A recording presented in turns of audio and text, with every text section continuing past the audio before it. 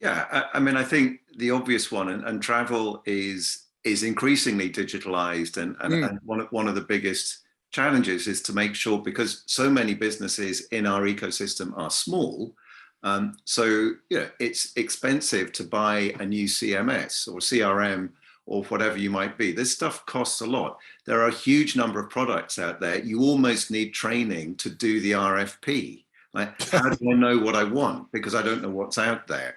Who's going to coach me through this enormous wealth of people who can say, I've got all the answers for you.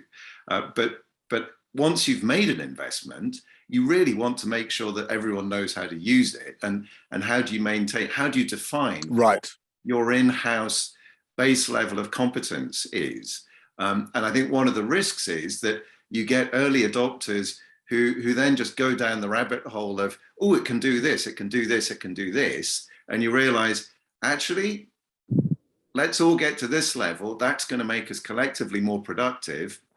I know you can generate 36 reports on that. We don't need them. We need this. So I think there's an element of, make systems work for us rather than us become slaves to the system. And that is quite a sophisticated thing to fix and define the related sort of level of training that you need. And how do you keep refreshing people and make it fun? This will make your job more interesting. It's not just about getting us more money. You will have more choices in how you work because you've got better tools that you're proficient with.